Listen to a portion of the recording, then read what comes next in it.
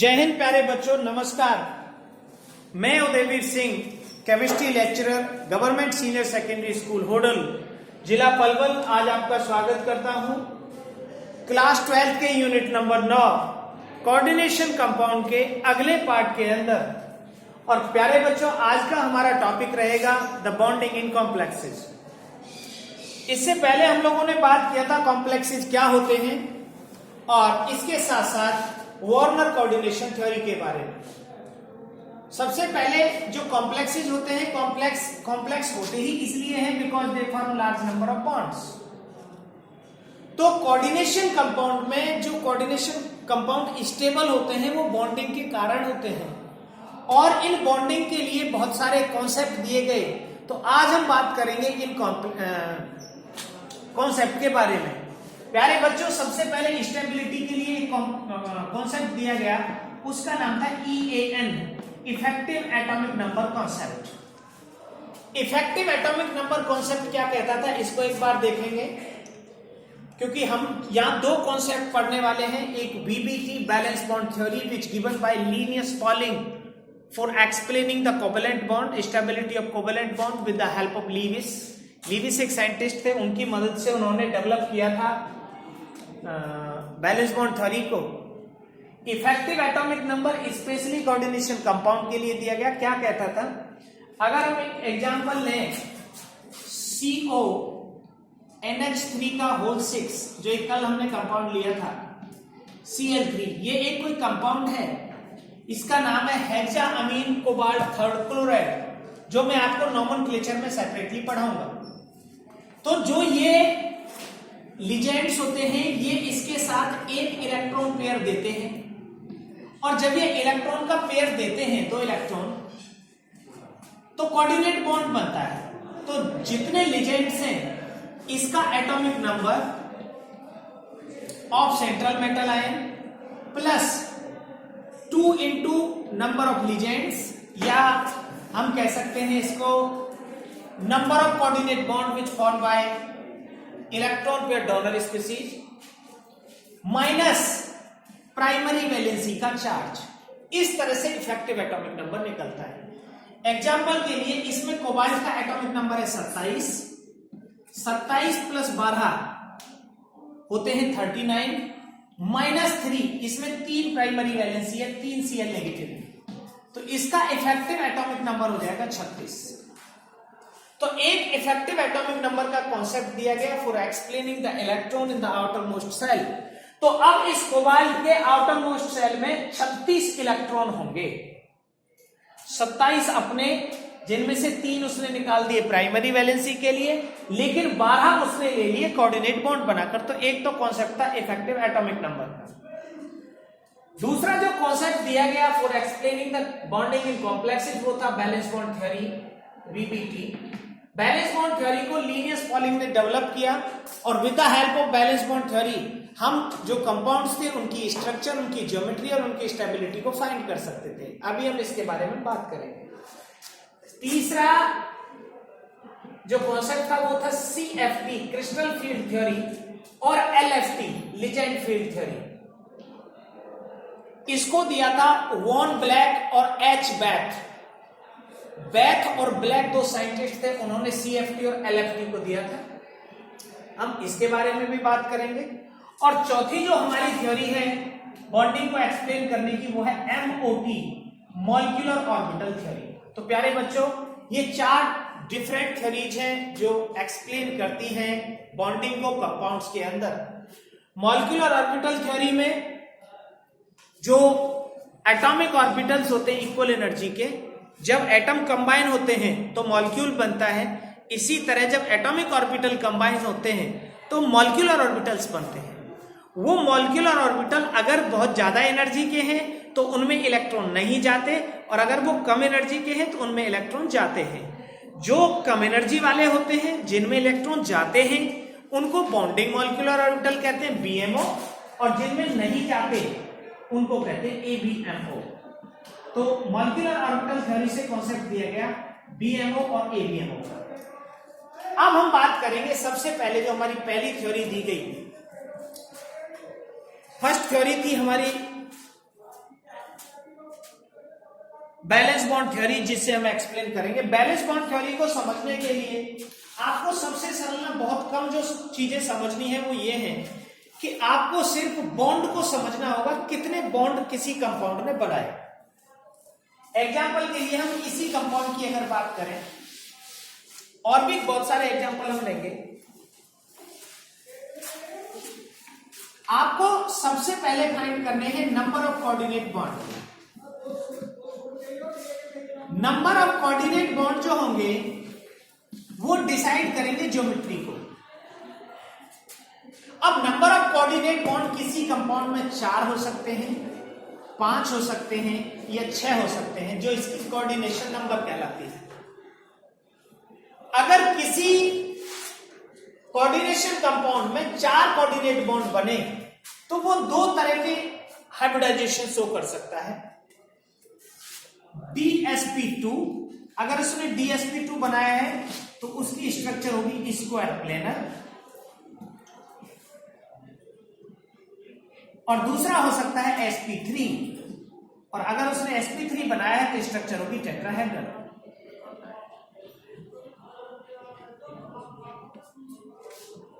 Same 5 के case में है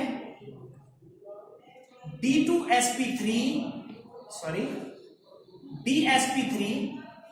और sp3d,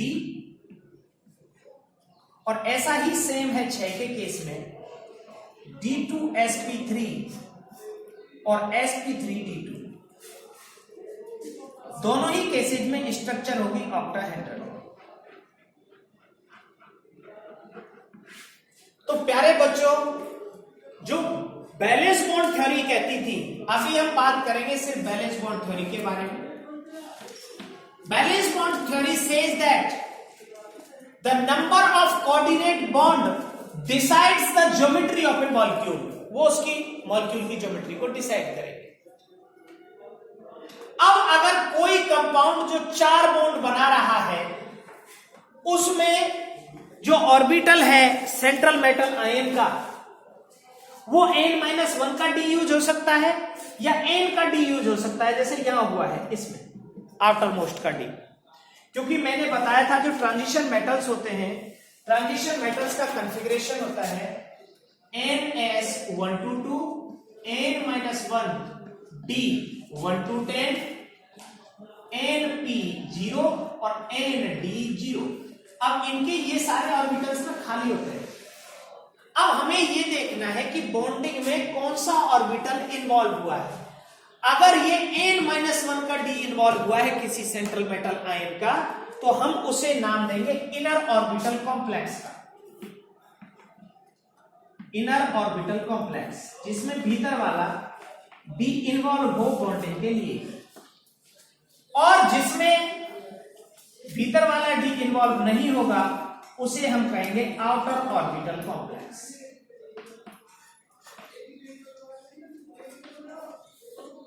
सेम यहां है, ये इनर ऑर्बिटल कॉम्प्लेक्स है,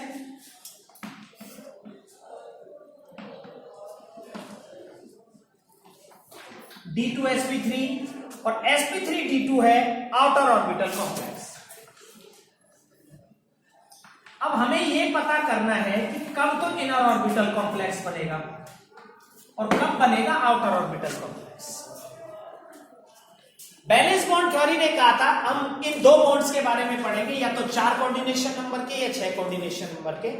balance bond theory says that the number of bonds decides the geometry of a coordination compound. If the number of bonds are 4, अगर coordination number 4 है, then it may form square planar geometry और tetrahedral geometry. अब अगर उसका भीतर वाला D involve हुआ तो स्क्वायर प्लेनर बनेगा, और अगर बाहर वाला जो भीतर वाला डी अगर इन्वॉल्व नहीं हुआ तो टेट्राहेड्रल बनेगा। अगर उसके 6 बॉन्ड हैं और अंदर वाला डी इन्वॉल्व हुआ तो D2sp3, और अगर बाहर वाला डी हुआ तो sp3d2।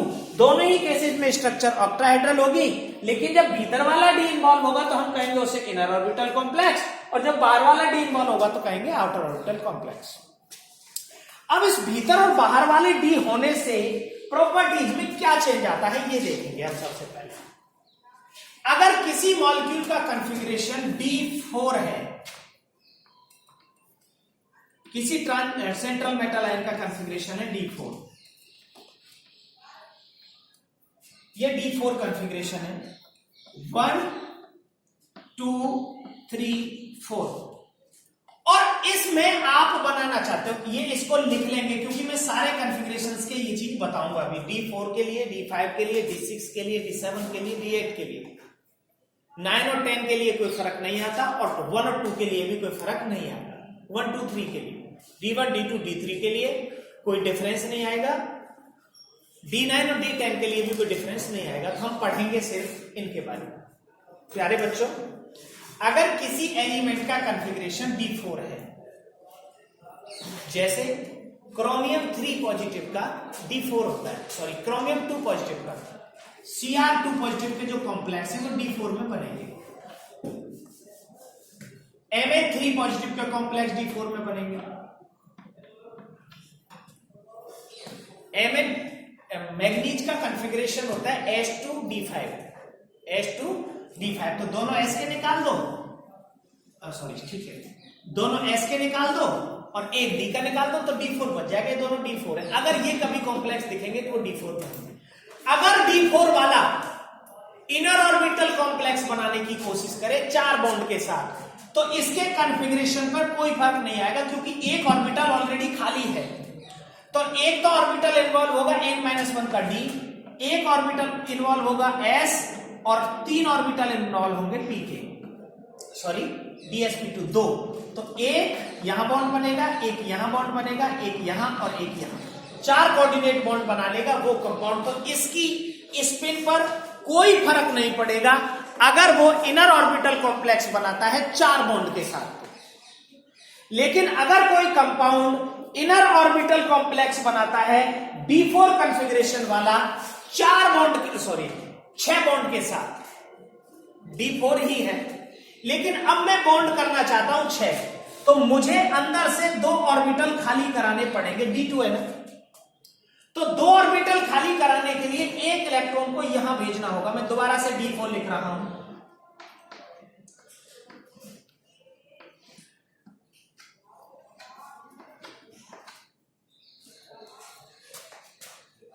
वन 2 3 4। अब क्योंकि मुझे ये दोनों ऑर्बिटल खाली चाहिए तो इसमें मुझे यहां से इलेक्ट्रॉन को इधर भेजना पड़ेगा, एक इलेक्ट्रॉन पेयरिंग करानी पड़ेगी। सिंपल वर्ड्स में समझें आप, तो अगर आपके पास D4 कॉन्फ़िगरेशन है, आप इनर ऑर्बिटल बॉन्ड बनाना चाहते हैं, इनर ऑर्बिटल कॉम्प्लेक्स, तो बाहर का जो D है 4 के लिए तो एक ही खाली चाहिए, एक ऑलरेडी होता ही है D4 में, तो कोई फर्क नहीं पड़ेगा चाहे इनर ऑर्बिटल बने या आउटर ऑर्बिटल बने। लेकिन 6 के केस में क्योंकि हमें n-1 के 2 ऑर्बिटल खाली चाहिए, तो एक इलेक्ट्रॉन जो यहां का है वो इधर जंप कर जाएगा और अब इसका नया कॉन्फ़िगरेशन इस तरह से होगा 1 2 3 4 और ये 2 ऑर्बिटल खाली है। अब यहां पर 2 तो ये D के इन्वॉल्व होंगे, एक S का इन्वॉल्व होगा और 3 P के होंगे, D2sp3, ये कॉन्फ़िगरेशन होगा। तो इसमें क्या होगा कि पेयर्ड इलेक्ट्रॉन की संख्या बढ़ जाएगी। इसमें अनपेयर्ड इलेक्ट्रॉन होते हैं D4 में 4 और जब वो बॉन्ड बना लेगा तो अनपेयर्ड इलेक्ट्रॉन रह जाएंगे 2। तो इनर ऑर्बिटल कॉम्प्लेक्स अगर D4 का है, बाकी सारे एग्जांपल आप खुद भी कर लेना, मैं 1-2 और करा दूंगा। अब मैंने D4 के ना 4 केस बनाने हैं, 4 आप लिखे हैं D4 और बॉन्ड बनाए 4, कितने बनाए 4। तो 4 में आप देखें sp3 बना के, तो भीतर वाला D इन्वॉल्व नहीं होगा, 4 अनपेयर्ड होंगे। और 4 में आप देखें dsp2 बना के, इसमें भी 4 अनपेयर्ड और इसमें भी 4 अनपेयर्ड, क्योंकि भाई एक ऑर्बिटल तो खाली था। लेकिन अगर D4 में आप कोशिश करते हैं 6 बॉन्ड बनाने की, 6 बॉन्ड में अगर आपने बनाया sp3d2 कॉन्फ़िगरेशन, तो अनपेयर्ड इलेक्ट्रॉन रहेंगे 4, क्योंकि भीतर वाला D को छेड़ा ही नहीं जाएगा। अगर आप D2sp3 बनाते हैं, D2sp3, तो अब आपको 2 ऑर्बिटल खाली कराने पड़ेंगे और अब आपके पास अनपेयर्ड इलेक्ट्रॉन रहेंगे 2। तो इससे इसका मैग्नेटिक कैरेक्टर रिड्यूस हो जाएगा, मैग्नेटिक कैरेक्टर रिड्यूस हो जाएगा। जिनमें मैग्नेटिक कैरेक्टर रिड्यूस होता है उनको कहते हैं हम लो स्पिन कॉम्प्लेक्स, लो स्पिन कॉम्प्लेक्स। तो इनर ऑर्बिटल कॉम्प्लेक्स होते हैं लो स्पिन कॉम्प्लेक्स और आउटर ऑर्बिटल कॉम्प्लेक्स होते हैं हाई स्पिन कॉम्प्लेक्स। तो प्यारे बच्चों, बस यही है मॉलिक्यूलर ऑर्बिटल थ्योरी। एक बार और मैं रिपीट करता हूं बिल्कुल सरल शब्दों में, आप इसको समझ लेंगे।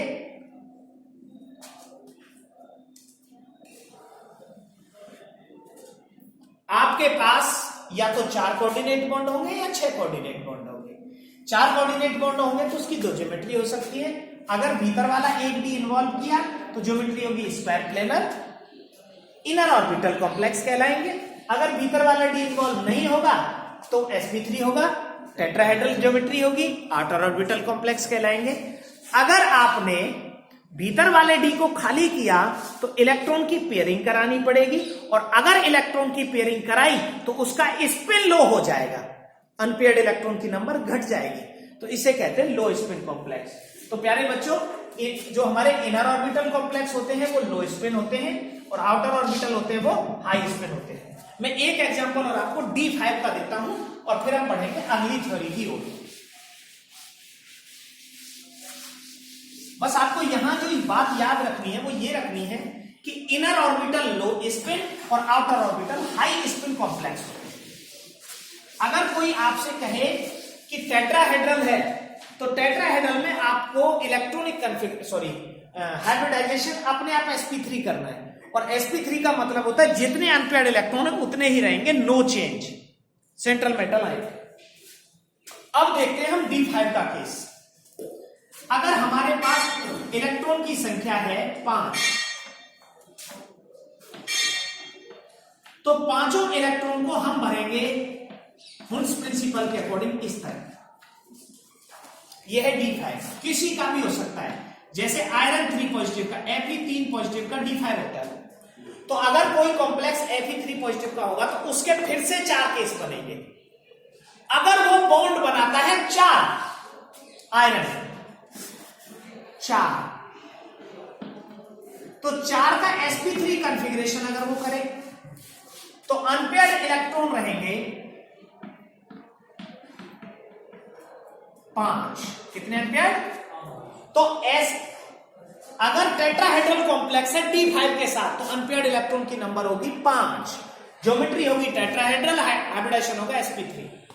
अगर उसने भीतर का एक डी खाली कराया, मतलब उसने हाइब्रिडाइजेशन बनाया dsp2, तो इस एक इलेक्ट्रॉन को भेजना पड़ेगा यहां, तो अनपेयर्ड इलेक्ट्रॉन रह जाएंगे सर 3। तो स्क्वायर प्लेनर हो, D5 हो तो अनपेयर्ड इलेक्ट्रॉन 3 होंगे, D5 हो और टेट्राहेड्रल हो तो अनपेयर्ड इलेक्ट्रॉन 5 होंगे।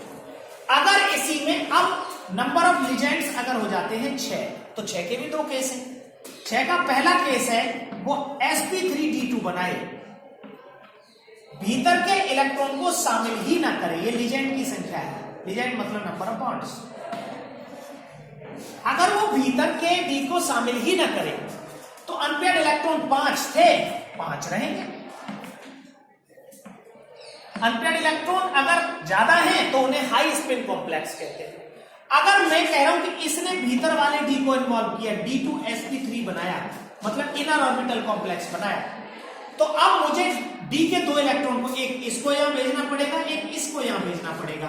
तो अनपेयर्ड इलेक्ट्रॉन की संख्या रह जाएगी, अनपेयर्ड इलेक्ट्रॉन की संख्या रह जाएगी सर यहां पर एक अनपेयर्ड इलेक्ट्रॉन। तो एक अनपेयर्ड इलेक्ट्रॉन का स्पिन होगा लो, क्योंकि हमने 4 इलेक्ट्रॉन को पेयर्ड करा दिया। तो ये थी बैलेंस बॉन्ड थ्योरी। प्यारे बच्चों, अब हमें देखना है बैलेंस बॉन्ड थ्योरी की लिमिटेशंस क्या क्या थी। बैलेंस बॉन्ड थ्योरी की सबसे बड़ी कमी थी कि ये क्वांटिटेटिव नेचर को एक्सप्लेन, क्वालिटेटिव नेचर को एक्सप्लेन करती है, क्वांटिटेटिव को नहीं। ये तो बताती थी कि आउटर ऑर्बिटल और इनर ऑर्बिटल कॉम्प्लेक्स बनेंगे, लेकिन कब और क्यों बनेंगे ये नहीं बताती थी। यही एक मेजर इसका ड्रॉबैक था। दूसरा था it does not explain the colour of coordination compound, ये कलर को एक्सप्लेन नहीं कर सकती थी। ये अगर कोई पूछे कि ये कोऑर्डिनेशन कंपाउंड किस कलर का होगा, ये मैग्नेटिक डाटा को एक्सप्लेन नहीं कर सकती थी। और इसकी एक कमी ये थी कि does not explain as why are the certain ligand strong और सर्टेन वीक। स्ट्रॉन्ग और वीक लिजेंड को, स्ट्रॉन्ग और वीक का क्या मतलब था? ये मतलब था कि अगर मुझे डी का ये 2 ऑर्बिटल खाली कराने हो तो 2 इलेक्ट्रॉन को अंदर जो पुश करेंगे वो लिजेंड्स करेंगे। अब लिजेंड जो करेंगे वो कौन से करेंगे, कौन से नहीं करेंगे, इस बात को एक्सप्लेन नहीं कर पाई थी वैलेंस बॉन्ड थ्योरी। बाद में इस बात को एक्सप्लेन किया गया क्रिस्टल फील्ड थ्योरी के द्वारा। तो क्रिस्टल फील्ड थ्योरी का मैं आपको देता हूं इंट्रोडक्शन। तो प्यारे बच्चों, लो स्पिन, हाई स्पिन, ये इसकी कैरेक्टरिस्टिक्स थी और इसने ज्योमेट्री को बताया था। अब हम बात करेंगे CFT, क्रिस्टल फील्ड थ्योरी और लिजेंड फील्ड थ्योरी। बिल्कुल सिंपल वर्ड्स में बताऊंगा, बिल्कुल सिंपल। सबसे पहली बात, इसने उस कॉन्सेप्ट को एक्सप्लेन किया जो उधर छूटा था। उसने बताया था क्वालिटेटिव, इसने क्वांटिटेटिव भी बताया। इसने बताया स्ट्रॉन्ग वीक लिजेंड को, इसने बताया मैग्नेटिक डाटा, इसने बताया कलर डिफेक्ट को। सिंपल वर्ड्स में, अगर कोई सेंट्रल मेटल आयन है और उससे ये लिजेंड्स अटैच हैं 4 या 6, तो लिजेंड उसके आसपास एक फील्ड जनरेट करेंगे और उस फील्ड को हम कहेंगे लिजेंड फील्ड। और ये लिजेंड फील्ड जो सेंट्रल मेटल आयन का डी ऑर्बिटल है, n-1 डी ऑर्बिटल, जिसे हम डी जनरेट डी ऑर्बिटल कहते हैं, सेंट्रल मेटल आयन का n-1 का डी, इस लिजेंड फील्ड के कारण this D orbital splits into 2 sets, ये 2 हिस्सों में बट जाएगा। जिसमें 3 ऑर्बिटल होंगे उसे कहेंगे T2G और जिसमें 2 ऑर्बिटल होंगे उसे कहेंगे हम EG। अब जिसमें ये तोड़ने वाले जो लिजेंड्स हैं, दोबारा से सुनेंगे, कोई भी कॉम्प्लेक्स उसके आसपास लिजेंड लगे हुए हैं, उन लिजेंड ने एक लिजेंड का फील्ड जनरेट किया, वो लिजेंड का फील्ड डी ऑर्बिटल को, डी किसका है? सेंट्रल मेटल आयन का डी। कौन सा डी? जिसमें इलेक्ट्रॉन भरे हुए थे। The D generate D orbital of central metal ion splits into 2 sets of energy, वो 2 हिस्सों में टूट जाता है। अब अगर उसको तोड़ने वाला लिजेंड वीक है तो इनके बीच में एनर्जी का गैप ज्यादा नहीं होगा। और वीक लिजेंड है तो इसने वीक और स्ट्रॉन्ग लिजेंड को डिफाइन किया था। अगर तोड़ने वाला लिजेंड वीक है तो इनके बीच एनर्जी का गैप ज्यादा नहीं होगा, और अगर तोड़ने वाला स्ट्रॉन्ग है तो एनर्जी का गैप ज्यादा होगा। अब हमें क्या देखना है? अगर हमारे पास 6 लिजेंड है, 6 लिजेंड को हम बोलते हैं ऑक्टाहेड्रल कॉम्प्लेक्स, ऑक्टाहेड्रल कॉम्प्लेक्स। तो T2G की एनर्जी इससे कम होगी, T2G की एनर्जी इससे कम होगी और EG की ज्यादा होगी। अगर हमारा लिजेंड टेट्राहेड्रल है, मतलब 4 बॉन्ड बना रहा है, तो अब भी ये 2 ही सेट्स में डिवाइड होगा, लेकिन जो नीचे एनर्जी होगी वो होगी EG की और ऊपर एनर्जी होगी T2G की। T2G ऊपर और EG नीचे, इनके एनर्जी का डिफरेंस इसको कहते हैं डेल्टा T और इसको कहते हैं delta O। O for octahedral, T for tetrahedral. Splitting कहते हैं इसे, क्रिस्टल फील्ड स्प्लिटिंग। स्प्लिटिंग का मतलब इस डी ऑर्बिटल का 2 हिस्सों में टूट जाना। अगर वो ऑक्टाहेड्रल कॉम्प्लेक्स है तो T2G की एनर्जी EG से कम होगी, और टेट्राहेड्रल का है तो EG की एनर्जी T2G से कम होगी। कम और ज्यादा से क्या मतलब है? जब वो 2 साइड्स में टूटेगा तो जितनी एक की बढ़ेगी दूसरे की उतनी कम होगी। अगर उसको तोड़ने वाला लिजेंड स्ट्रॉन्ग है, स्ट्रॉन्ग और वीक के लिए हम देखते हैं स्पेक्ट्रोकेमिकल सीरीज SCS, उसमें वाटर से आगे वाले सारे स्ट्रॉन्ग है और पीछे वाले वीक है। अगर इसको स्ट्रॉन्ग लिजेंड ने तोड़ा डी को, चाहे वो केस 4 का हो या 6 का हो, इसको वो नहीं देखना है। अगर उसको तोड़ने वाला लिजेंड स्ट्रॉन्ग है, जैसे सपोज दैट हमारा कॉन्फ़िगरेशन है D5 और हमने 6 बॉन्ड बनाए, 6 मतलब ऑक्टाहेड्रल, तो स्ट्रॉन्ग लिजेंड जब तोड़ेगा तो इलेक्ट्रॉन 5 भरे जाएंगे, 1 2 3 4 5, तो कॉन्फ़िगरेशन होगा सर T2G5 और EG0, तो अनपेयर्ड रहेगा 1। अगर तोड़ने वाला वीक लीजेंड होता तो कॉन्फ़िगरेशन रहता इस तरह से भरा जाता 1 2 3 4 5, तो T2G3 और EG2, तो अनपेयर्ड इलेक्ट्रॉन रहते 5। तो इसने मैग्नेटिक डाटा को एक्सप्लेन किया था। अगर हमारा D5 कॉन्फ़िगरेशन है, ऑक्टाहेड्रल कॉम्प्लेक्स है, लीजेंड जो तोड़ा है जिसने वो स्ट्रॉन्ग है, ज्यादा दूर दूर है, तो पहले कंप्लीट फिलिंग होगी नीचे वाले ऑर्बिटल में और फिर ऊपर जाएंगे अगर बचे तो। जैसे D7 होता तो 1 2 3 4 5 6 7, तो D7 का कॉन्फ़िगरेशन होता T2G6 और EG1, D8 का होता T2G6 और EG2 ऑक्टाहेड्रल में, क्योंकि ऑक्टाहेड्रल में नीचे 6 आ सकते हैं और टेट्राहेड्रल में नीचे 4 आ सकते हैं। तो टेट्राहेड्रल को अगर स्ट्रॉन्ग लीजेंड ने तोड़ा है 1 2 3 4 5, तो नीचे आएगा 1 2 3 4 5 और इसका होगा EG4 और T2G1। अनपेयर्ड इलेक्ट्रॉन इसमें भी एक ही है और इसमें भी एक ही स्ट्रॉन्ग तोड़ेगा। तो अगर इसको वीक ने तोड़ा तो कॉन्फ़िगरेशन होगा 1 2 3 4 5, T2G3 और EG2। इस तरह से हम हमारी जो क्रिस्टल फील्ड थ्योरी है वो उसने एक्सप्लेन किया था स्प्लिटिंग को। स्प्लिटिंग में 3 तरीके के क्वेश्चन आएंगे। सबसे पहले तो आपको स्प्लिटिंग का डायग्राम बनवाएगा, CFSE डायग्राम।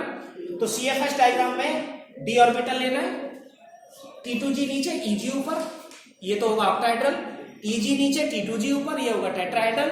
याद कर रखने के लिए हम ये रखेंगे कि इसमें 3 वर्ड है T2G, तो इसमें 3 ऑर्बिटल आएंगे। इसमें 2 वर्ड है E और G, तो इसमें 2 ऑर्बिटल आएंगे, T2G और EG।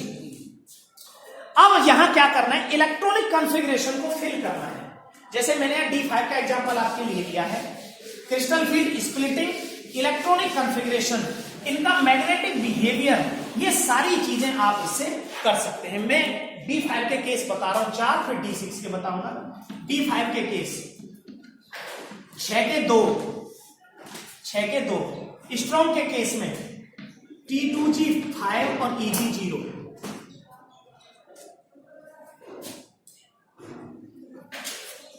के केस में T2G5 और EG0।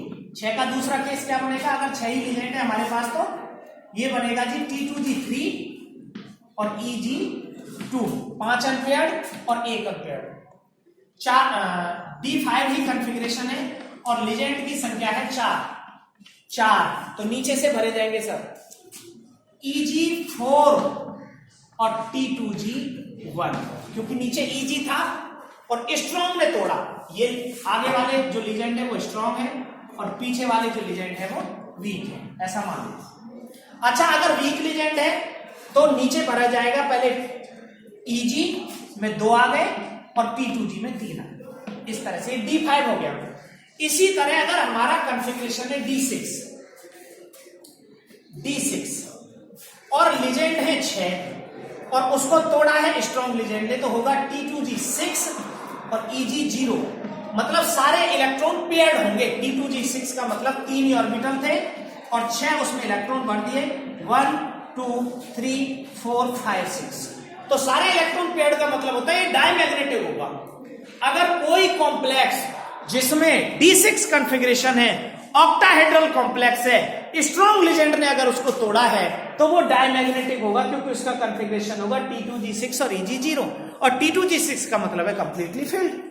अगर उसको वीक लीजेंड ने तोड़ा तो T2G में नीचे 3 आएंगे, 1 2 3 4 5 और 6, कॉन्फ़िगरेशन होगा T2G4 और EG2।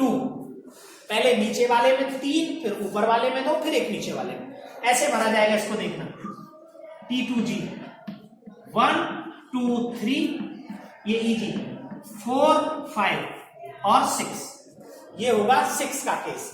इसी तरह 4 लीजेंड के केस में अगर हमारा D6 कॉन्फ़िगरेशन है तो सबसे पहले स्ट्रॉन्ग लीजेंड ने तोड़ा तो आएगा जी उसका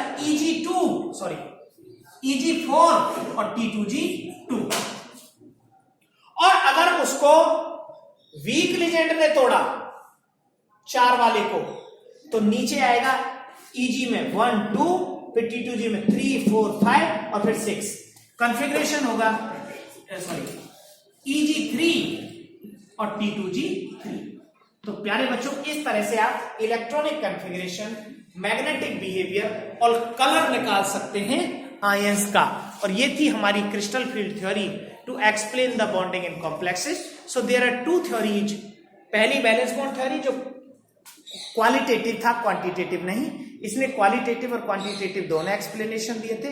मैग्नेटिक, कैरेक्टर और कलर्ड को एक्सप्लेन किया था। So thank you and have a good day.